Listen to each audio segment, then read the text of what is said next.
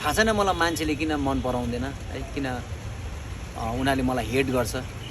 सायद मैले यो इमान्दार भएर मैले यो काम गरेको कारणले गर्दा होला, सायद म त्यो साथीभाइ र त्यो व्यक्तिहरूको पछि नलागेको कारणले गर्दा होला है। मैले हमेसा मेरो घर परिवारबाट मलाई इमान्दार हुनु सिकाएको हो र म त्यो इमान्दार भएर म बस्न पनि चाहन्छु र म इमान्दार भएर म मेरो नानीहरूसँग म काम गर्न चाहन्छु।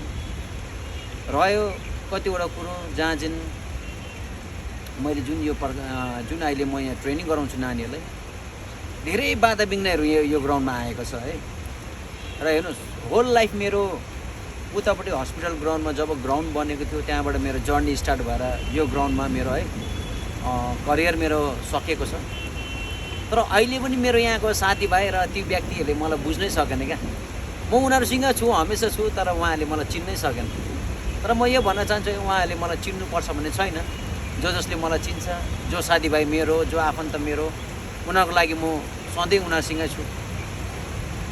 अब यसमा पनि खुट्टा तान्ने धेरै भयो, सायद उनीहरूको नजरमा मैले राम्रो काम गरेर होला त्यस्तो लाग्छ मलाई है। भोलिको दिनमा आफ्नो नानीलाई यसो राखेर सोध्नुहोस् न, आफ्नो नानीको विचारलाई बुझ्नुहोस् न, तब तपाईँहरूलाई थाहा हुन्छ कि यो ग्राउन्डमा चाहिँ मैले कतिको लाइफलाई है सेक्रिफाइस गरेँ र मैले कतिको योगदान यो ग्राउन्डमा दिएको छु भन्ने तपाईँहरूलाई थाहा हुन्छ। म कहिले पनि म तपाईँहरूको एगेन्स्ट गएको छुइनँ र म जान्दिनँ पनि। अहिले पनि म तपाईँलाई रेस्पेक्ट गर्छु है, सधैँभरि गरिराख्नेछु है, सानो ठुलो हरेकलाई।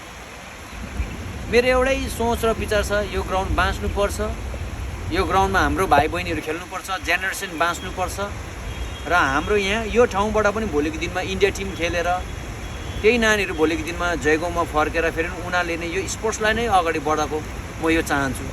यो बाइक मेरोमा अरू त्यस्तो इच्छा केही पनि छैन। हेर्नुहोस्, मलाई त्यो धन कमाउनुको लागि, त्यो 5 तला बिल्डिङ बनाउनुको लागि, त्यो 4-5वटा गाडी राख्नु, बाइक स्कुटी राख्नुको लागि मलाई त्यस्तो इच्छा केही पनि छैन। त्यस्तो इच्छा थियो भनेपछि म तपाईँहरूको पछि हिँड्थेँ होला, तर मेरो सोचमा त्यस्तो कहिले पनि आएन। यति नै आए मलाई मैले काम गर्नुपर्ने छ मेरो भाइ बहिनीहरूको लागि भन्ने यो सोचले मात्रै म अहिले पनि बसिरहेको छु।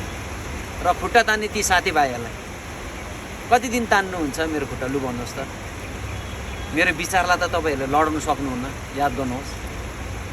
तपाईँको नानीलाई एकपल्ट सोध्नुहोस् है, यदि भोलिको दिनमा तपाईँको नानीले पनि म फुटबल खेल्नु चाहन्छु, मलाई ग्राउन्डमा पुऱ्याइदिनुहोस् भन्दाखेरि तपाईँहरू कुन चाहिँ ग्राउन्डमा आउनुहुने, लु भन्नुहोस् न त।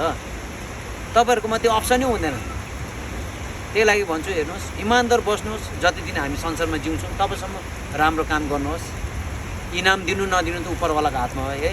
अनि त्यो म यो भन्न चाहन्छु, उपरवाला छँदैछ, उपरवालासँग डराउनुहोस्। आफ्नो पदको घमण्ड नगर्नुहोस्, आफूलाई घमण्ड नदेखाउनुहोस्। हमेसा डाउन टु अर्थ भएर हिँड्नुहोस् मान्छेहरूसँग। हरेक एकजना नानीहरूको इच्छालाई है सुन्नुपर्ने हुन्छ, बुझ्नुपर्ने हुन्छ, त्यो अनुसार काम गर्नुहोस्। यो ग्राउन्डमा है हामीहरू राम्रो एउटा स्पोर्ट्सको कल्चरहरू बनाउन सकौँ र भोलिको दिनमा हाम्रो यो ठाउँहरूमा पनि एकदम स्पोर्ट्स ग्रोथ भएर अगाडि बढेको होस् भनेर म यही चाहन्छु।